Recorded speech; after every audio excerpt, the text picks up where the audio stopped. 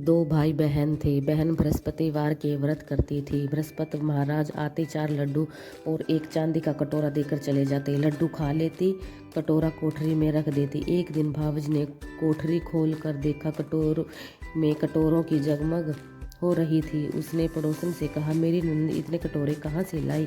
कोठरी में कटोरों की जगमग हो रही है। पड़ोसन बोली, अपने आदमी से कहियो।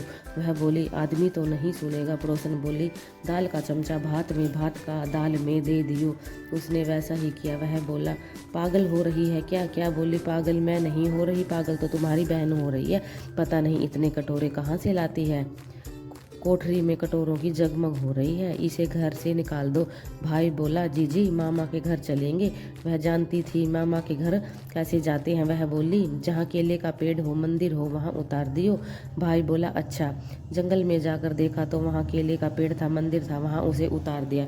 बृहस्पति का दिन था। केले की पूजा की कहानी कही। बृहस्पति महाराज आए, 4 लड्डू और एक चांदी का कटोरा देकर चले गए। वो पेड़ के पीछे छिपकर देख रहा था। उसने उसके पैर पकड़ लिए। बृहस्पति महाराज जी बोले, छोड़ पापी मेरे पैर, कुंवारी कन्या को कलंक लगाते हो।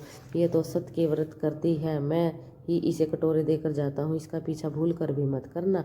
वह बहन को लेकर घर आ गया। उसकी भाभी दरवाजे पर खड़ी ये सब देख रही थी। वह बोली, तुम तो इसे फिर घर ले आए। वह बोला, मेरी बहन को कुछ मत कहना, मेरी बहन तो बृहस्पति के व्रत करती है, वो ही इसे कटोरे देकर जाते हैं। भाभी बोले, मैं देखूंगी इसके। बृहस्पति महाराज वह सारी नगरी में बोल आई, अपने अपने बच्चों को लेकर आ जाना, मेरी ननंद बृहस्पतिवार के व्रत करती है, सबको 4-4 लड्डू और चांदी के कटोरे मिलेगा। अब वो एक टांग पर खड़ी होकर बोली, हे बृहस्पति महाराज, अब मेरी लाज आपके हाथ में है।